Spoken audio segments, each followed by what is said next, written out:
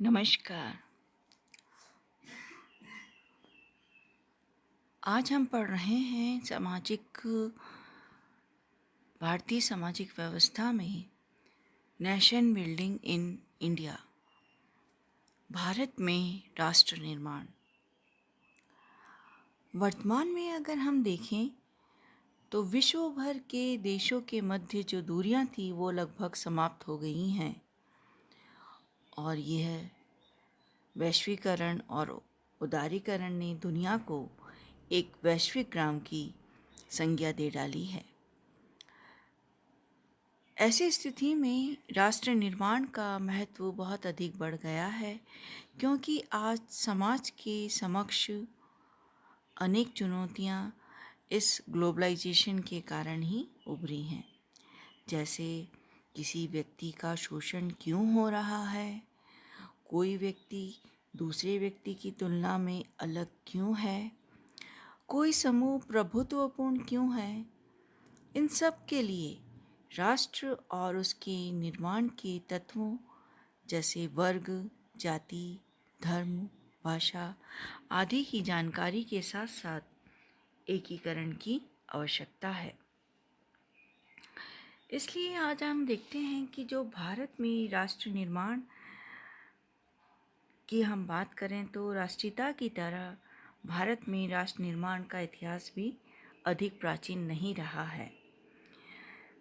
इस प्रक्रिया का आरंभ ब्रिटिश शासनकाल में 1857 के स्वतंत्रता संग्राम के साथ प्रारंभ हुआ और इसको तीव्रता जब मिली, इसको ये आगे और अधिक तब मिला जब 1885 में भारतीय राष्ट्रीय कांग्रेस की स्थापना हुई। भारत में राष्ट्र निर्माण की प्रक्रिया को हम दो भागों में बांट के देख सकते हैं। पहला है स्वतंत्रता प्राप्ति से पूर्व भारत में राष्ट्र निर्माण। अगर हम स्वतंत्रता प्राप्ति से पूर्व भारत में राष्ट्र निर्माण देखते हैं तो जब भारत में राष्ट्र निर्माण की प्रक्रिया का आरंभ 1857 ईस्वी के स्वतंत्रता संग्राम के साथ शुरू हुआ।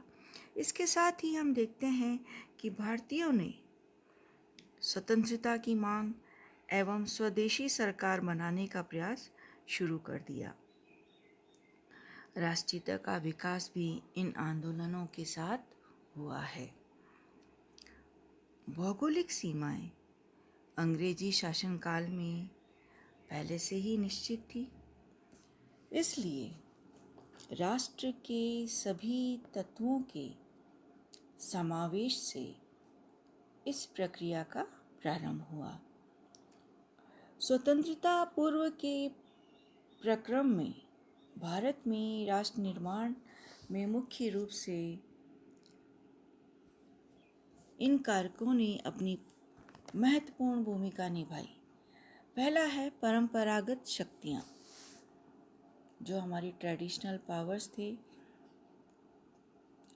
इन स्वतंत्रता प्राप्ति से पूर्व भारत में राष्ट्र निर्माण में जो मुख्य सहायक, जो प्रमुख शक्तियाँ बताई गई थीं, वो है भौगोलिक एकता। भौगोलिक एकता और हिंदू सभ्यता। अंग्रेजी शासनकाल में जहाँ भारतीय समाज एवं संस्कृति में अनेक मौलिक और स्थायी परिवर्तन हुए हैं, और इसी काल में हम देखते हैं कि इतिहास के सभी कालों से यह काल भिन्न था, क्योंकि जब ब्रिटिश भारत में आए तो वे अपने साथ एक नवीन औद्योगिकी लाए, संस्थाएं लाए, ज्ञान लाए, विश्वास लाए और नए मूल्य लेकर आए। नवीन औद्योगिकी और साथ ही संचार एवं परिवहन साधनों में होने वाली क्रांति से संचार बढ़ा और अंग्रेज़ों ने हमारे देश का ऐसा एकीकरण किया जैसा पहले इसके इतिहास में कभी नहीं हुआ था। इसलिए हम कह सकते हैं कि अंग्रेजी शासनकाल ने भारत में एक शक्तिशाली नियोजित शासन स्थापित करके भौगोलिक एकता को दृढ़ता प्रदान की, निश्चित भौगोलिक सीमाएं तय करी, भौगोलिक एकीकरण और राष्ट्र निर्माण में के लिए ये एक प्रथम और सबसे बड़ा सहायक कारक था। और राष्ट्र निर्माण के सहायक में द्वितीय शक्ति हिंदू संस्कृति और सभ्यता रही, क्योंकि प्रारंभ से ही हमने देखा कि जो हमारी संस्कृति है, मुख्य रूप से जो हिंदू संस्कृति है, वह प्राचीनता और स्थायित्व लिए हुए है, उसमें आध्यात्मिकता का गुण है, उसमें सहिष्णुता का गुण है, यानी सभी रूप में भगवान निहित है, और सबसे बड़ी बात अनुकूलनशीलता है, सर्वांगीणता है और ग्रहणशीलता है। इन्हीं विशेषताओं के कारण प्रारंभ से ही समन्वय की भावना इसकी एक मुख्य विशेषता रही है। और 1857 ईस्वी के स्वतंत्रता संग्राम में भारत में रहने वाले सभी संप्रदायों के लोगों ने एकजुट होकर भाग लिया। तो इस तरह से हम कह सकते हैं कि परंपरागत शक्तियों में जहाँ एक और भौगोलिक एकता एक मुख्य कारण है, वहीं दूसरी ओर हमारी संस्कृति, हिंदू संस्कृति एवं सभ्यता एक दूसरा कारण रही है। उसके पश्चात हम देखते हैं क्रांतिकारी एवं नवीन शक्तियाँ, यानी स्वतंत्रता प्राप्ति के पश्चात अगर हम देखें तो जहाँ परंपरागत शक्तियों के अतिरिक्त कुछ क्रांतिकारी और कुछ नवीन शक्तियाँ भी थी, जिन्होंने राष्ट्र निर्माण में अपनी सहायता प्रदान करी। वे शक्तियाँ थीं, सबसे पहली धार्मिक पुनर्जागरण आंदोलन। धार्मिक पुनर्जागरण आंदोलन में हम देखते हैं कि भारत में जब राष्ट्रीयता एवं राष्ट्र निर्माण के विकास की हम बात करते हैं, तो सामाजिक, धार्मिक और पुनर्जागरण आंदोलनों में इन आंदोलनों ने बहुत ही सहायता प्रदान की। मुख्य रूप से अगर हम देखें तो राजा राम मोहन राय, केशव चंद्र सेन, पी.सी. सरकार, ईश्वर चंद्र विद्यासागर, माफ कीजिए, Dayanand Saraswati, Annie Besant, Ramakrishna Paramhansa, Ranade, Swami Vivekananda तथा रविंद्रनाथ टैगोर ने भारतीयों को भारत की महानता एवं गौरव को समझाने तथा इसका पुनर्जागरण करने के लिए प्रोत्साहन किया। दयानंद के इन विचारों ने कि विदेशी राज्य से चाहे वह कितना भी अच्छा क्यों ना हो, स्वदेशी राज्य चाहे उसमें कितनी ही त्रुटियां क्यों ना हो, अच्छा है। इस बात ने भारतीय जनता में एक नवीन चेतना विकसित की।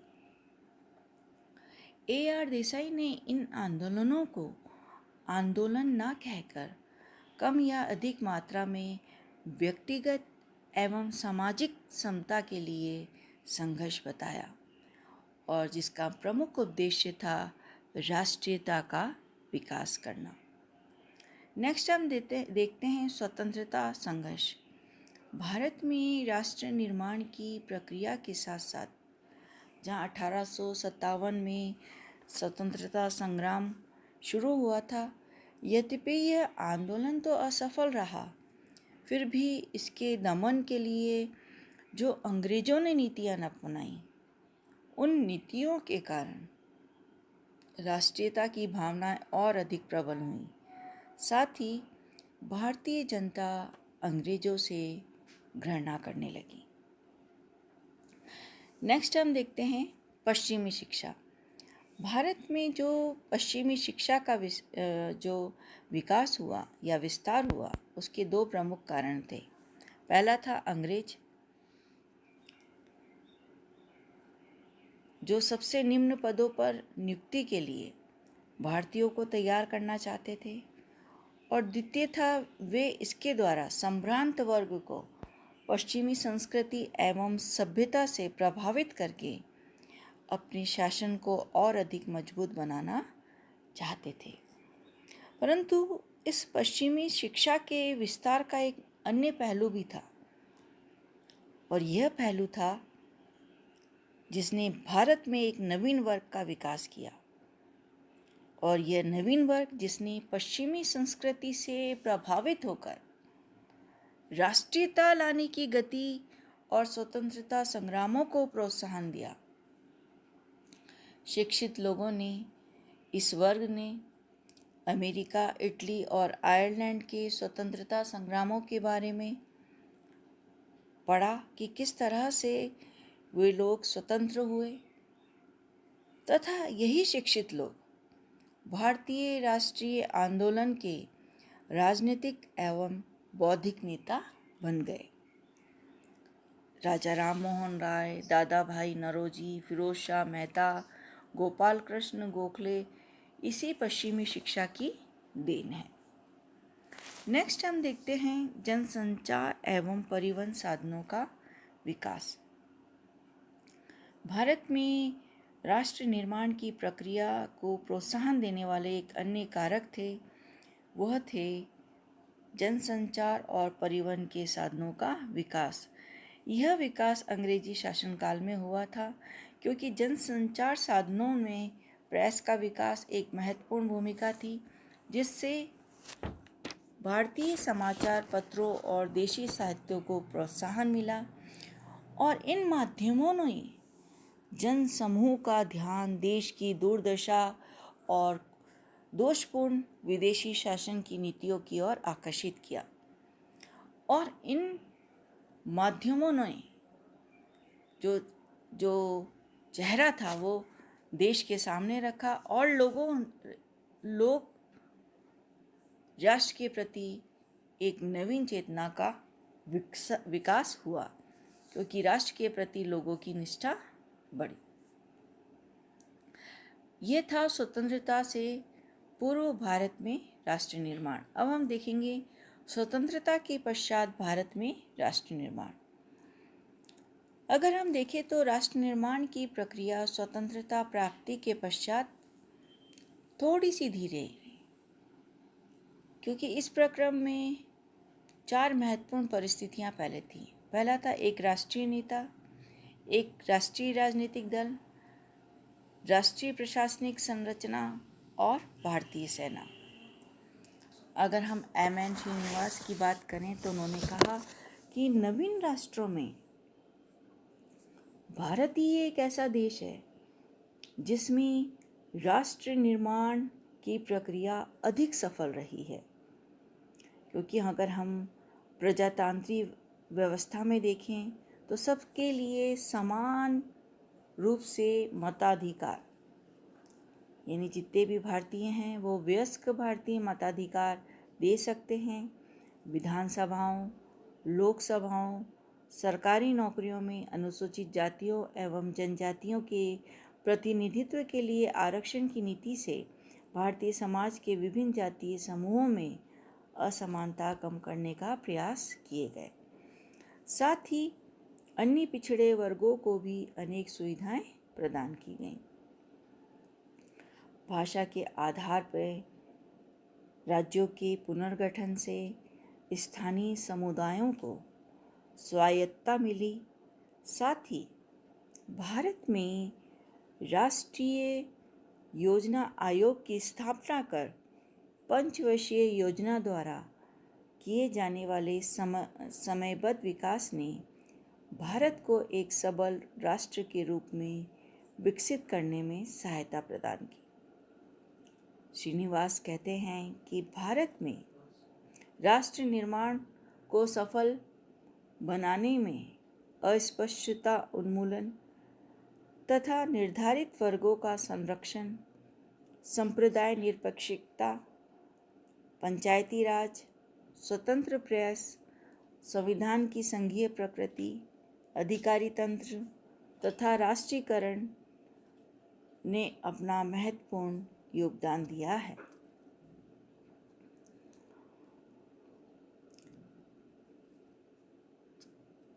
उसके पश्चात हम देखते हैं कि भारत में राष्ट्र निर्माण की प्रक्रिया में महात्मा गांधी की महत्वपूर्ण भूमिका रही है।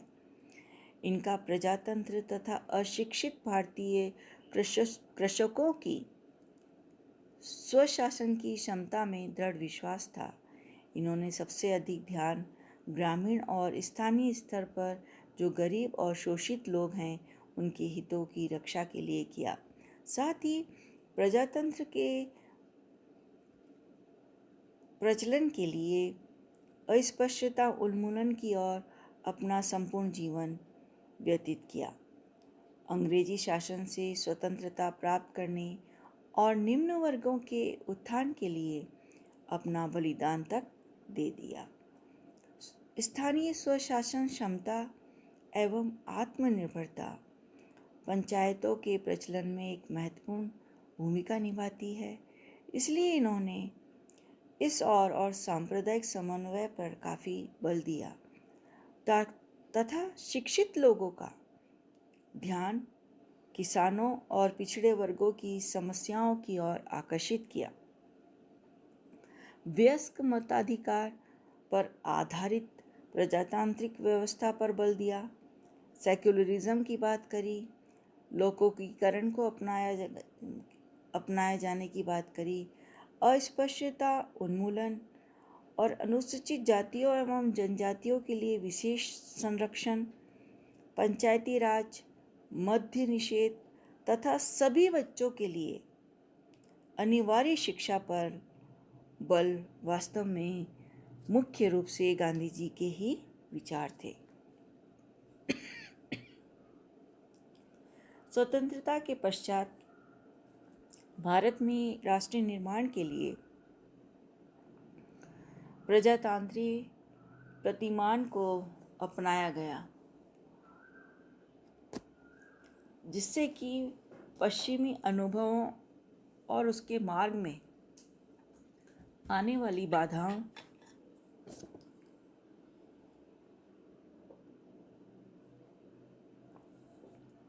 की प्रकृति को सरलतापूर्वक समझा जा सके तथा इनका समाधान भी किया जा सके। भारत को एक पंथ निरपेक्ष और धर्म निरपेक्ष राज्य घोषित किया गया ताकि सभी धर्मों के लोग मिलकर राष्ट्र के गौरव को बढ़ाएं और समाजवादी गणराज्य की स्थापना की गई।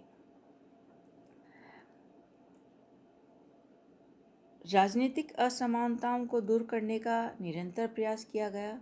साथ ही हम देखते हैं कि नियोजित विकास द्वारा भी भारत में राष्ट्र निर्माण की प्रक्रिया को प्रोत्साहन देने के लिए विविध प्रकार के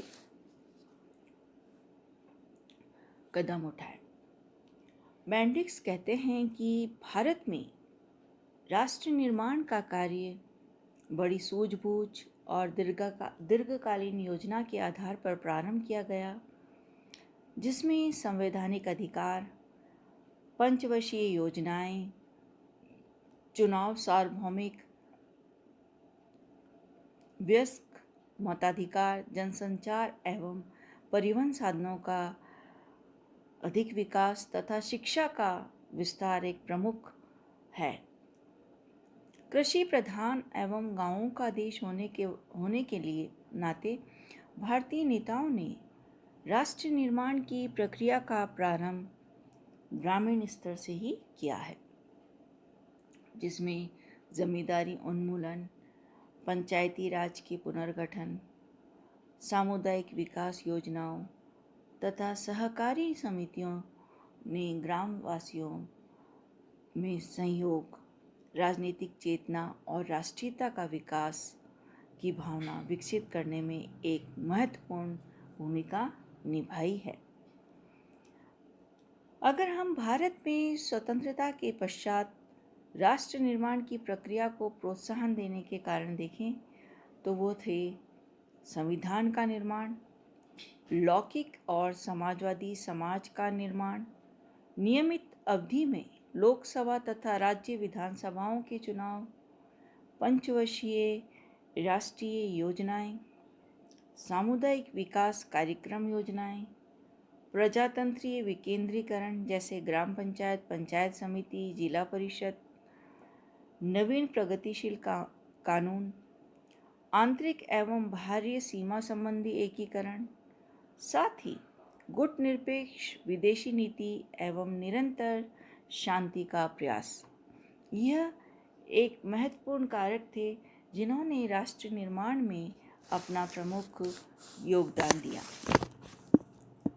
तो इस तरह से आज हमने देखा कि नेशन बिल्डिंग इन इंडिया में स्वतंत्रता प्राप्ति से पूर्व भारत में राष्ट्र निर्माण किस तरह से किन कारकों ने विशेष योगदान दिया, और स्वतंत्रता प्राप्ति के पश्चात भारत में राष्ट्र निर्माण के प्रोत्साहन देने वाले मुख्य कारक कौन कौन से थे। धन्यवाद।